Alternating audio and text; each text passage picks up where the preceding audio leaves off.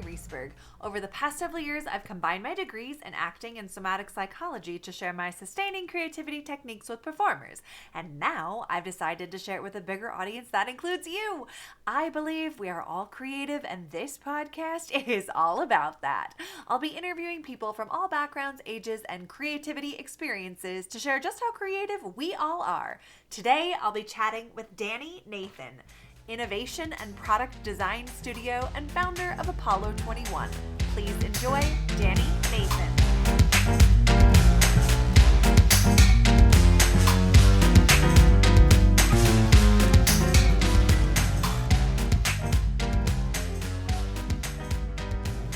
Welcome to the Sustaining Creativity Podcast. Today, I'm chatting with Danny Nathan, founder of Apollo 21. Welcome to the show.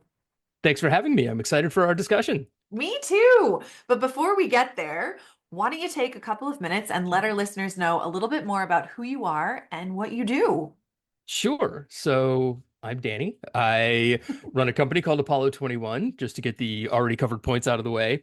Effectively, Apollo 21 is an innovation and product design studio. And so we work with anybody from idea stage founders up to Fortune 500 organizations to help them think about and put an innovation strategy in place, help create frameworks to make that strategy something that is easy to make actionable and tangible and adhere to. And then the other side of what we do is helping companies build technology products, either that they will then sell to their customers or that they will use inside the house for managing workflows, streamlining operations, managing data, marketing, all of that type of fun stuff. I love it. And I love the connection to creativity and innovation and all of it. I'm so curious, how did you Apollo 21? How did you come up with that name? I get asked that one a lot. Obviously, naming a company is a very greenfield and creative opportunity, and it's one of those things that I really enjoy. And so I usually start just by brain dumping all of the different names and sort of idea paths that I can go down. And for Apollo 21, I was thinking a lot about the type of work that we do and what it means to build new ventures, whether you're a startup or an established company. And that, of course, led me to the idea of moonshots and all of that fun stuff, which got me thinking about the original moonshot, which was, of course, the Apollo program and us trying to actually reach the moon, which then, of course, gave way to the sort of namesake moniker there. And in doing so, I started researching, and what I discovered was that Apollo 20 was the last scheduled Apollo mission before the program was canceled. Unfortunately, 17 was the last one that actually flew. The last three missions were canceled for budgetary reasons, but I liked the idea that we were kind of continuing down the path of helping people take their moonshot. And so Apollo 21 would have been next in line. We started in 2021. And so it created a nice alignment, and it gave me a wonderful excuse to borrow from all of the beautiful creative graphic design work that NASA has done over the years. And I enjoy that as well. So nice. Well, thank you for giving us the little history of yeah, the of name and course. coming up with that. I love the creativity that goes into it. And I'm curious, when you think of creativity, what does it mean to you to be creative? Man, that's a really tough question, Mari. And it's one of those things that I think means different things to different people. And I'll give you a perfect example. Early in my career, I worked in advertising as a quote unquote creative. So I have been declared creative at some point by somebody for whatever that's worth, which isn't much. But going through that process, one of the things that I always found fascinating was I would think about the work that I was doing in grad school when I was studying advertising. And I had a roommate at the time who was designing motherboards for Dell. And he was sort of a self-professed non-creative, but I would look at the work that he was doing, and it was every bit as creative as the work that I was doing, just in a very different way. And so I think ultimately creativity is just the way that we express ourselves and the way that we force ourselves to explore what could be in ways that I don't know, hopefully make a point or solve a problem or add value to the world in some way or another. And so for me, that started in advertising and very quickly ended because I realized I didn't enjoy applying my creativity there. But for my roommate in grad school, it was figuring out how to cram, n more circuits into a space that was ever shrinking as computers got smaller. And as far as I'm concerned, both are creative and both are, doing exactly what I just described in terms of thinking of unique and interesting ways to solve problems, add value, etc. Absolutely. I 100% agree. And you are correct.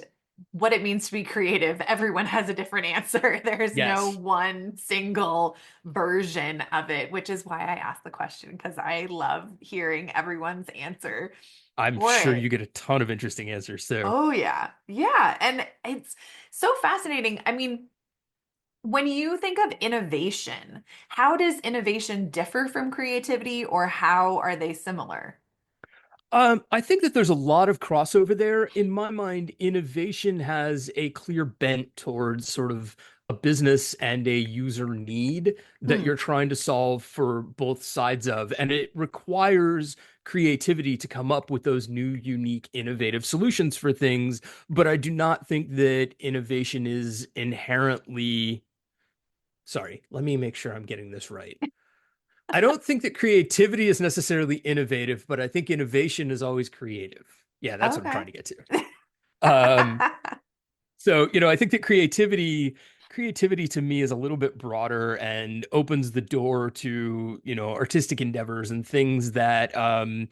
don't have to be grounded in business or value or people needs or things like that. Whereas to me, innovation, at least just in terms of the way that I have learned to work with the word and the Mhm. practice, always has some sort of kind of business bent to it and is always focused on figuring out how to provide value in a business plus customer or employee or whatever type of mentality. Yeah, that makes sense, the distinction between the two.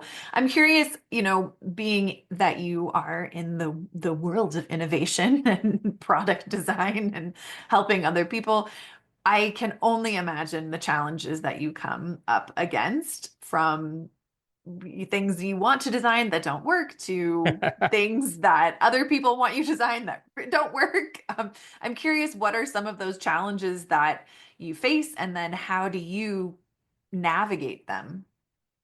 So the interesting thing about playing in the innovation and venture building and product design space is that there's always ways to add creativity, but they don't always, and you've sort of nodded at this, they don't always end up providing the value or the outcome that you're looking for. And so, when we think about the world of startups and entrepreneurship, for example, one of the things that we talk about is discovering product market fit. So I have an idea for a product. I think it's going to solve a problem for this group of people, but right now it's just an idea in my head that I think is cool and creative and perhaps innovative until somebody on the other side of the table validates that by saying, "Oh, that is interesting, that is cool, that is creative, and it does solve a problem, and therefore I'm willing to pay money to use it or to have it or whatever."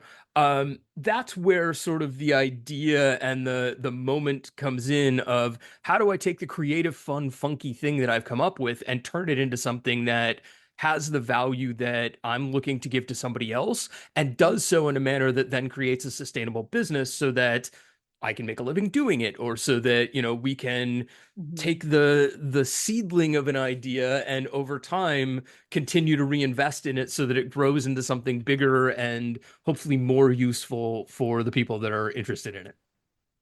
I see. I mean, when I was listening, I feel like I may have got sidetracked thinking about innovation and the monetary components of it versus creativity and the potential for non-monetary components of that Yes. experience and process. Yeah.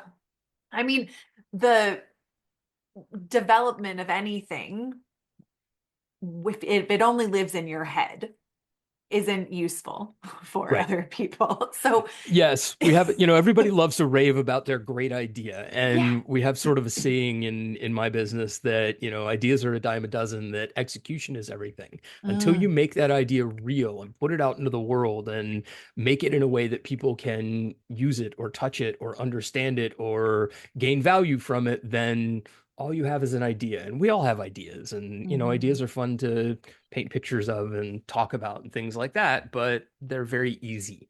And so we focus very heavily on, okay, fun idea. How do we turn it into something? How do we go and make it real?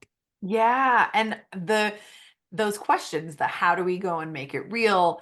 Why does someone want it? How could it be used?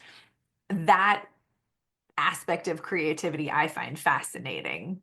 The Yes. Yes, yeah. there's a lot of empathy that goes into it. There's a lot of thought around putting yourself into somebody else's shoes and envisioning how they might need or not need or want to use the thing that you have in your head. And that kind of comes back to this idea of product market fit that I nodded to. What I have come to realize, and what most entrepreneurs come to realize at some point, is that no matter how good your idea is, no matter how much experience you have in a space or you have dealing with a certain type of customer or need or whatever, you're going to be wrong.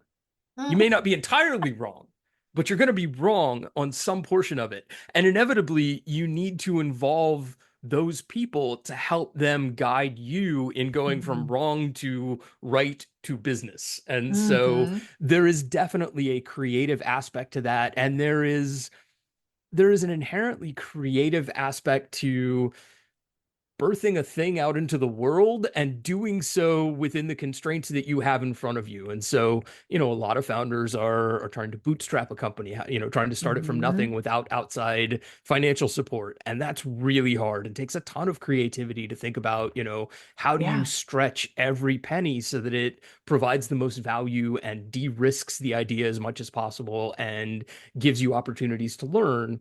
And then, of course, maybe you're fortunate or unfortunate, depending on how you want to look at it, enough to have, VC funding for your idea, for example. That comes with its own set of creativity. And, great, now Mhm. you have money, but it's a finite pot. And so you still have to be really careful about Yeah. how you go about achieving the thing that you've set out to achieve within the constraints that you have. And as my teachers always used to remind me, constraints breed creativity. So as Mhm. soon as you have those limitations and you have to figure out how to work within them, that's when the creative brain in my mind gets started and says, okay, well, how do I get from A to B and then B to C and C to D within the Mhm. constraints that I have in front of me? Absolutely. Yeah, I kudos to your teachers for saying Yes. that, for reminding all of us that Yes. sometimes when we're just faced with a blank piece of paper that's too much, we need those boundaries and Yes. constraints. Otherwise, we land in the world of choice paralysis, which is never Yes. fun. Yeah, exactly. Now, kind of taking a very sharp left turn, I'm curious for you in your life, what's your earliest memory of being creative? Oh God. Uh, my earliest memory of being creative, I went to a Montessori school, and Hmm. I don't know why this stands out, but it is actually one of my earliest memories of what I guess I would argue is creativity. We were learning how to draw maps and color in maps, and I got yelled at by the teacher because all of my ocean was colored this way, and then I got bored and I decided to color this way, figuring, oh, it's all blue. It's just gonna look blue by the time I'm done. And of course, you get sort of pencil strokes going this way in the middle of an Yeah. ocean of going this way. And my teacher came over, what are you doing? Now it looks terrible. What I'm going, well, it's fine. It's blue. Come on. So that's one of The my earliest creative horizontal, memories. vertical scribbles. Yeah, I Yeah, love just I it. I didn't I didn't stay between the lines, which I've Yeah. come to learn over the years. I'm very good at not staying in the lines. And that's my next question. How did that early creative experience kind of show up later on in life? And how do Oh you man. continue to like keep it present and alive?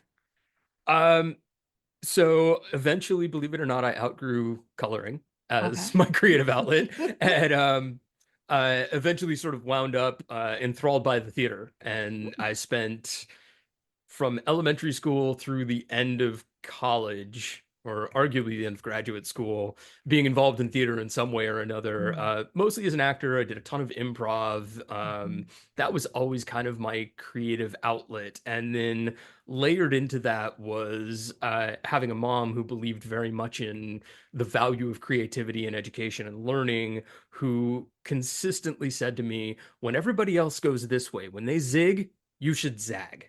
And that just became kind of a defining principle throughout my life of, everybody says I should do this. What would happen if I didn't? And started looking for other paths to do weird things. And so that is very much a sort of guiding rule in my life. So thank you, Mom. I love it. Yeah, absolutely.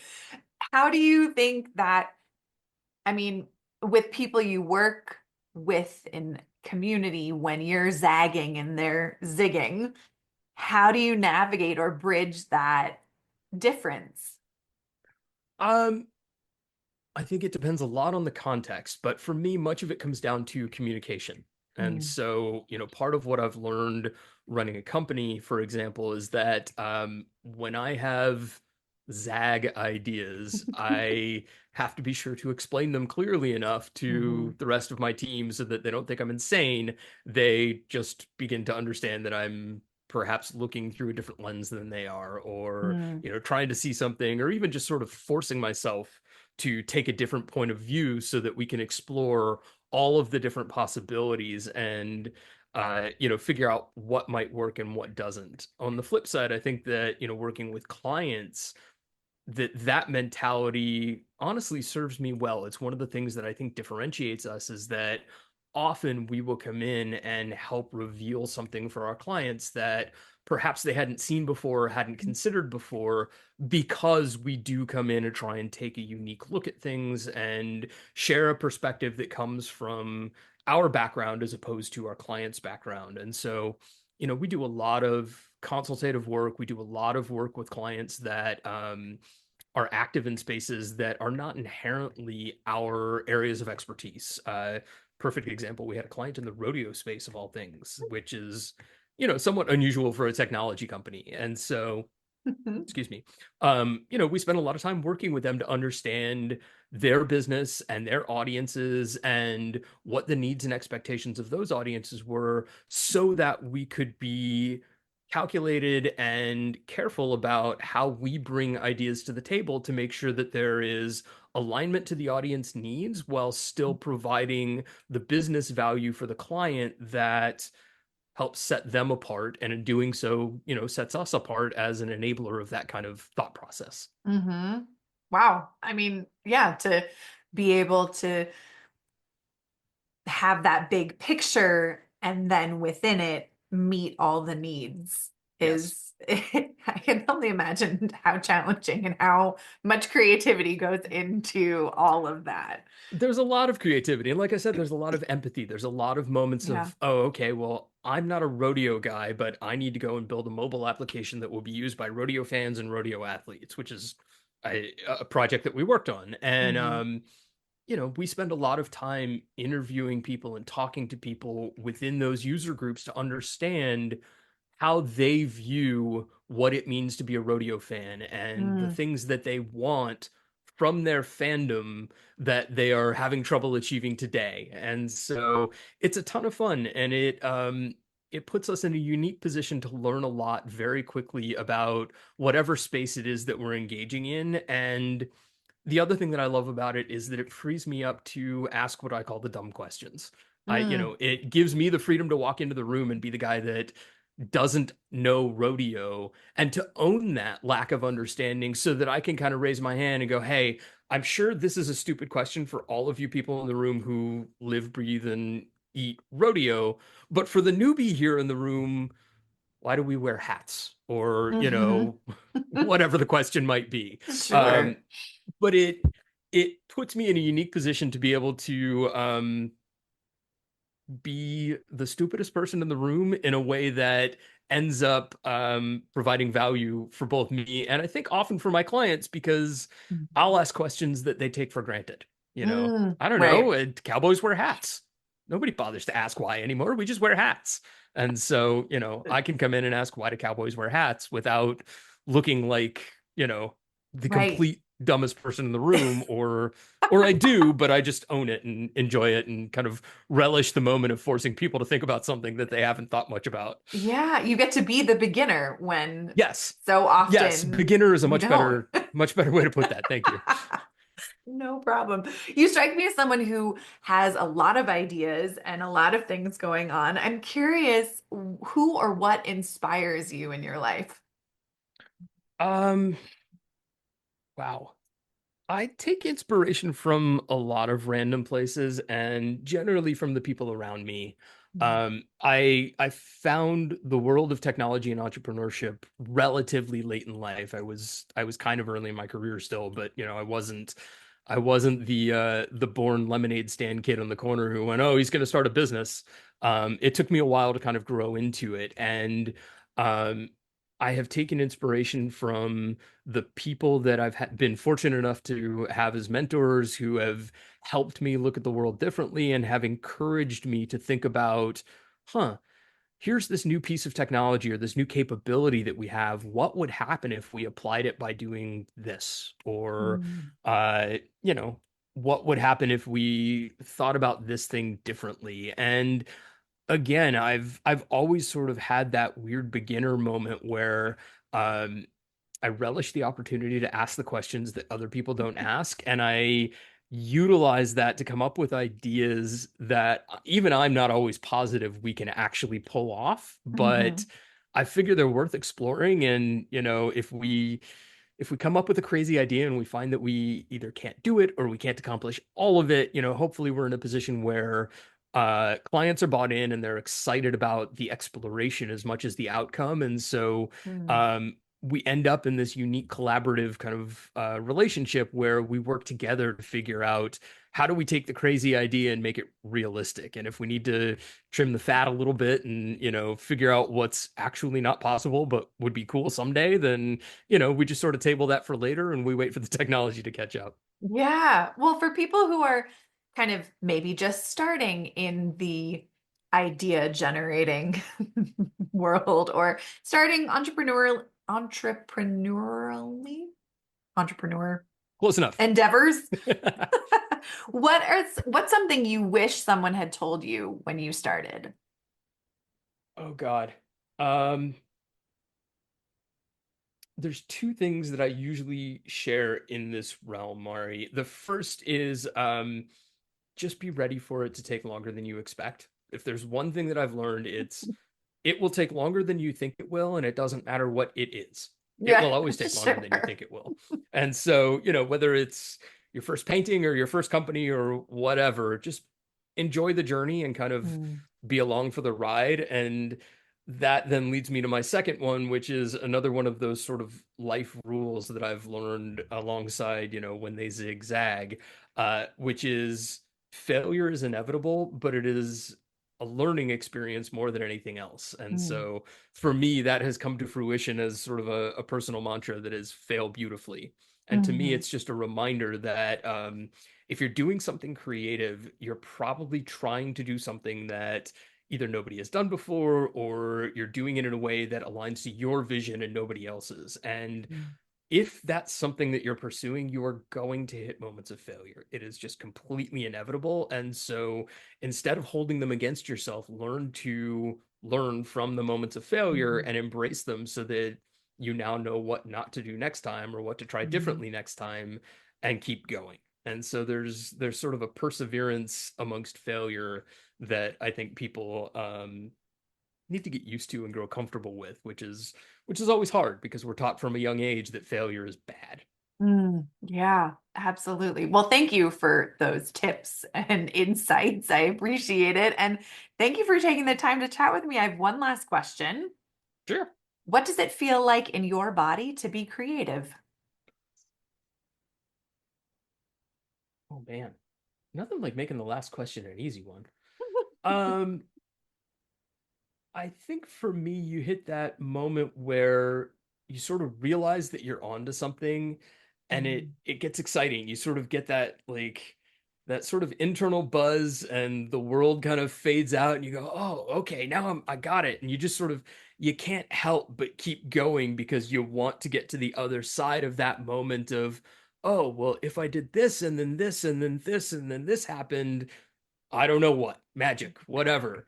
Um, I think one of the best moments I've had in that, I had, as I mentioned briefly earlier, I started my career in advertising and realized very quickly that I didn't enjoy it. And so I went through a sort of rebuilding and rebranding process at one point to find my way out of that world and ended up working at an innovation consultancy for a gentleman who really became one of my first kind of career mentors. Mm. And I remember very distinctly a few months into that job getting home late after a long day of work and I don't know, throwing something in a bowl for dinner, but my brain was still spinning on work stuff. And I think I ended up spending about a half an hour at my coffee table with a spoon hanging out of my mouth, just furiously scribbling whatever it was, because that was the moment where the creativity hit and, you know, dinner be damned. And so it just sat there and got cold. And it was one of those moments that I still remember very vividly because it was the embodiment of what you've asked about, that moment of, oh, all right, I gotta get this out. Yeah. Oh, well, thank you for sharing the story and that visceral experience. I love it. Yeah. I truly appreciate you taking the time to chat with me. If Oh, people it's my want to pleasure. learn more about the work you do and what you have out in the world, how could they go about doing that? A couple of very easy places to find us. So the first is our website, which is apollo21.io. And then the other is we have a weekly newsletter about all things innovation and venture building and ultimately some creativity baked in there as well called Innovate, Disrupt, or Die. And you Ooh, can find that at innovatedisruptordie.com. awesome. Well, thank you, Danny, so much for taking the time to chat with me. It has been thoroughly enjoyable. Awesome. I've enjoyed it as well. Thanks for having me.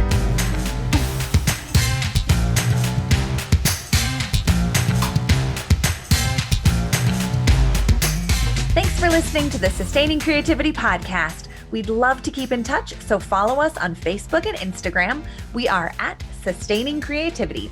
Make sure to subscribe to the podcast wherever you listen to podcasts.